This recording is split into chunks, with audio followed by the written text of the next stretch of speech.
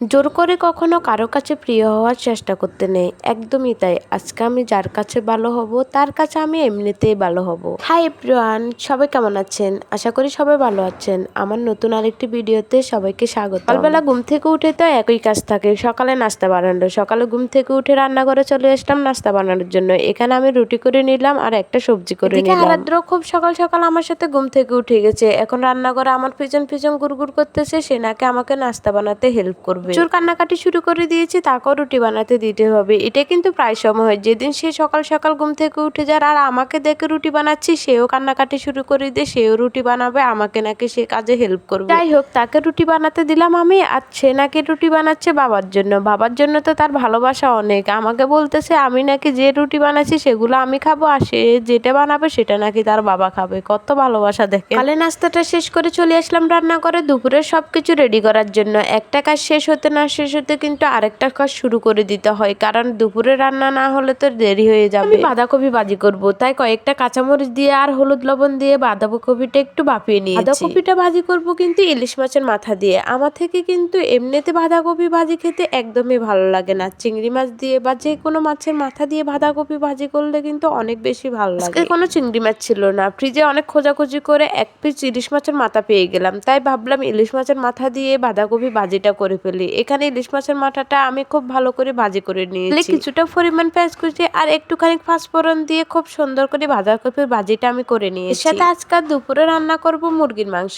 এর জন্য তেলে কিছুটা পরিমাণ পেঁয়াজ কুচি আমি বসিয়ে দিয়েছি, তার সাথে কয়েকটা গোটা মশলা দিয়ে দিয়েছি। পেঁয়াজগুলো একটু ভাজা ভাজা হয়ে আসলে আমি কিন্তু আগে থেকে বাটা মশলার সাথে সব গুঁড়ো মশলাগুলো মিক্স করে রেখেছি। এখন সেই গুঁড়ো মশলার মিক্সগুলো দিয়ে ভালো করে মশলাটা কষিয়ে নিব। মশলাটা কষানো হয়ে গেলে আমি আগে থেকে পরিষ্কার করে রাখা মুরগির মাংসগুলো দিয়ে দিব। যাই বলছিলাম, জোর করে কখনো কারো কাছে প্রিয় হওয়ার চেষ্টা করতে নেই, একদমই তাই। আজকে আমি যার কাছে ভালো হব তার কাছে কিন্তু আমি এমনিতেই ভালো হব। তার কাছে আমি খারাপ, তার কাছে তো আমি এমনিতেই খারাপ হব। যত ভালো কাজ করি না কেন তার চোখে শুধু আমার খারাপ কাজগুলো দেখতে পাবে। কারণ জোর করে কারো কাছে ভালো হওয়ার চেষ্টাই আমি করব না বা করতে চাই না, কারণ আমি যার কাছে ভালো তার কাছে আমি এমনিতেই ভালো থাকবো, আর যার কাছে খারাপ তার কাছে শত চেষ্টার পরে আমি খারাপ থাকবো। অনেক কথাই বলে ফেললাম। এদিকে আমি মাংসটা খুব ভালো করে কষিয়ে নিলাম, যেহেতু দেশি মুরগির মাংস তাই একটু ভালো করে কষিয়ে নিলাম। আর মাংস যত ভালো কষানো হয় তত কিন্তু মজা হয়। মাংসটা খুব ভালো করে কষিয়ে নিয়ে পরিমাণ মতন পানি দিয়ে দিলাম, যাতে মাংসটা খুব ভালো সিদ্ধ